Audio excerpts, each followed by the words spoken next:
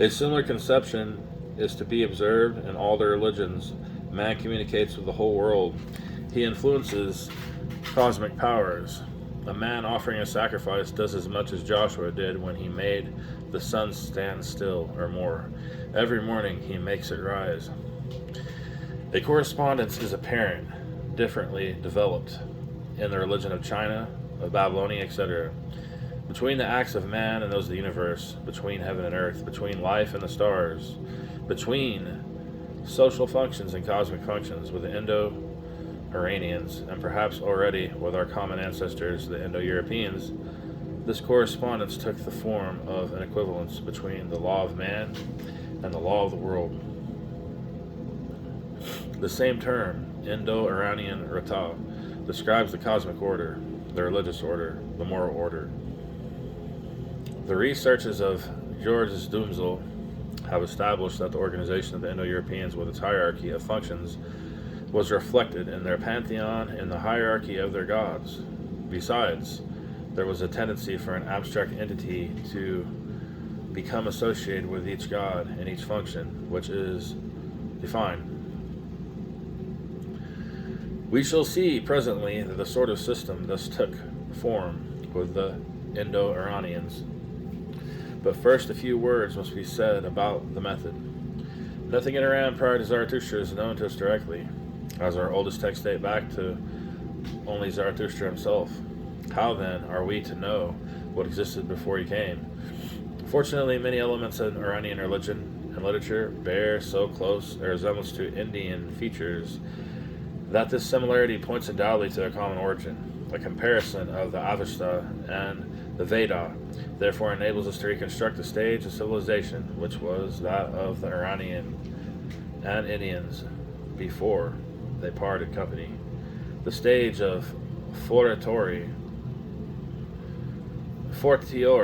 precedes Zarathustra's emergence in Iran. This is roughly the Indo-Iranian system which we can reconstruct. Gods. The two Vayus, Varuna, Mitra, Indra. Concepts. The two Manus, Rata, order, right, Manas, mind, Kshatra, dominion. Functions. Initium, divine, sovereignty, human, sovereignty. War. The two Nasatyas, Sarvatat, integrity, Armtra, or mortality, prosperity, functions. River goddess Agni, Aramati, piety, the fire Atar, concepts. Functions, multivalent finis. But by that, what means is the correspondence, this conformity actualized. We distinguish easily two principal modes of communication, action and thought, and arising from action, a specific means. The sacrifice. Without wishing the present in 3 sentences, a theory of the sacrifice, I simply recall that the victim is not only cut up and distributed to gods and men, but frequently also scattered, for instance, on the field to be fertilized. The Indo-Iranians practiced the blood sacrifice and also 2 other forms of sacrifice. They indulge in the ritual manufacture of intoxicating liquor, the soma, which is then offered up and consumed. They know also the fire sacrifice. The fire has from time immemorial been a means of participating in the universe. As we have hinted, the sacrificer who lighted his morning fire made by the sun, the Upanishads, Indian treatises, which are more or less contemporaneous with Zoroaster, teach that the first is present through the stars and lightning, and the whole universe, that the universe itself is nothing but a vast sacrificial fire. This leads us on to the stress, the connection of the entire system with nature. Dumzel, preoccupied as he was with bringing the light, the system itself, and its essentially social character, neglected the current conception of the Indo-Iranian gods as nature gods. But I think we may now bring this conception back into the picture. In so doing, we will make it not only have more complete, but more coherent and articulate. Varuna and Mitra are heavenly gods. Their particular domain is the sky of the stars, moon, and sun. Indra, the god of thunder, has his quarters in the atmosphere between the sky and earth. The Nisakyas, together with the river goddess, preside over health and food and thus belong more especially to the earth. In fact, our Meti devotion appears in India to be another name for the earth. As to Agni fire, he is as taught in the Upanishads, all pervading, and so is the wind or spirit, whose unsurpassed rapidity ensures him the first rank.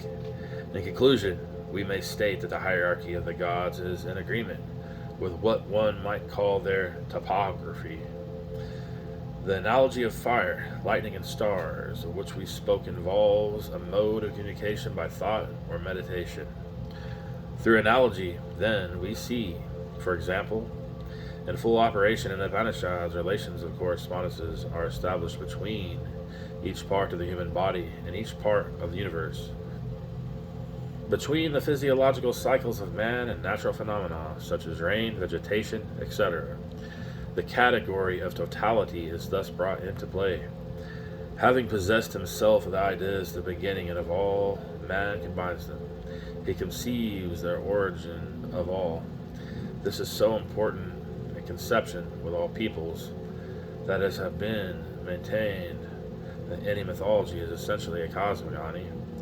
The cosmogony naturally reflects the two processes by which man corresponds with the universe. First, the action, and, to begin with, sacrifice. Various cosmogonies put the origin, the sacrifice of a primordial man. The parts of one became the parts of the universe.